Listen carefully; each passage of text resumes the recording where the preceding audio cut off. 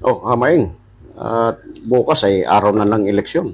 Oo. Ano kaya ang posibleng mangyari sa araw ng eleksyon na yun bukas? Sa nakikita ko, magiging maayos naman ang barangay eleksyon.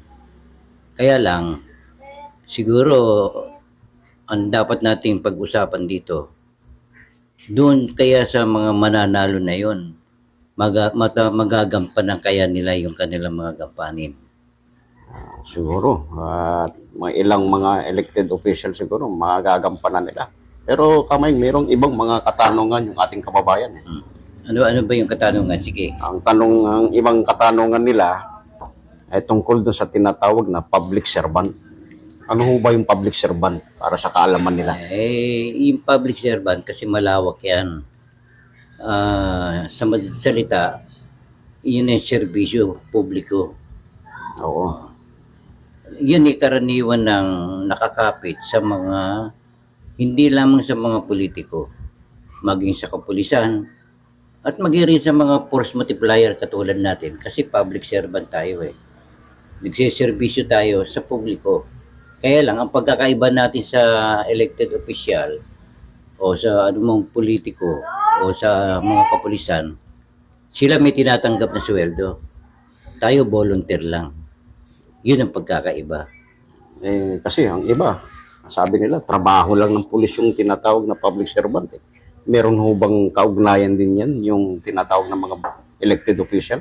Meron malaki kinalaman ng mga elected official dito katulad ng barangay captain, mga kagawad ng barangay.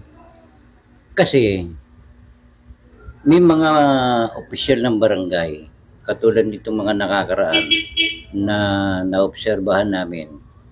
May mga barangay na pagdating na alas 12 ng gabi, sarado na yung barangay. Sa tingin niyo ho, Kamay, ano bang nagiging dahilan? Bakit ganun sila? Ang nakikita ko dyan kasi ang nakapagtataka dyan, pagka nagpunta ka sa barangay, yung sinasabing naka-duty, laging wala. Ngayon, may mga cellphone number naman sila, may mga number sila para makontak sila. Ayaw nila ibigay yung mga number nila. Bakit? Kasi nga, ayaw nilang maabala. At baka yung iba natutulog, Ayaw nilang maistorbo. ayaw nilang maistorbo. Pero alam mo Leo, ang barangay kasi malaki ang kinalaman tungkol sa peace and order. Unang-una, bakit kailangan meron mag-duty lalo na sa gabi? Kasi ang mga nagaganap na krimen, sa gabi lumalabas yun.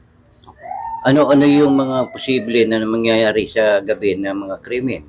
Katulad ng pagnanakaw, pang-hold up, lalo ngayon naging parasak na at naging uso na yung riot ng mga kabataan.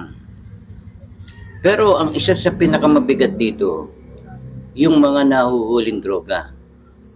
Kasi ang mga kapulisan natin ay lagi nila isinasagawa yung Oplan Galugad, Oplan Sita. Opo.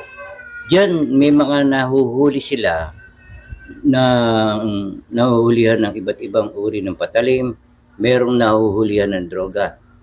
At bukod doon, may mga agency ng kapulisan katulad ng Drug Enforcement Unit. Yan yung SDU kung SDU. tawagin. Sa district naman, DDEU. Ano ang trabaho ng mga yan? Pagka meron sila nakuha informasyon na meron nagbebenta ng droga, yan talagang tinatrabaho nila yan. Pinag-aaralan nila yan. Paano nila mahuhulihin yung mga nagkakalat ng droga o nagbebenta ng droga doon sa mga barangay. Meron naman yung mga tinatawag na tsansapan. Ang trabaho naman ng mga polis doon, yun nga, nagdaan doon sa Oplan Galugad, Oplan Sita, mga naka-uniforme yun. Hindi katulad ng DDEU, SDEU, talagang hindi naka-uniform yan. Kasi talagang iba ang trabaho nila. Hindi katulad nung nasa substation, naka-uniform sila. Kaya may mga pagkakataon, nakakahuli sila ng droga. Ano yung droga? Katulad ng shabu, marijuana. Yun ang karaniwan na nakukuha. Ngayon, may proseso yan. Hindi basta hinuhuli yan. Dadaan din sa proseso yan. Pagka nahuli na ho yung mga yan, saan ho dinadala yung mga yan? Iyan, unang-una, isasampa sa korte yan. Pero bago isampa sa korte yan, gagawa pa sila ng mga affidavit. Magkakaroon pa sila ng tinatawag na inventory. Kaya merong inventory form na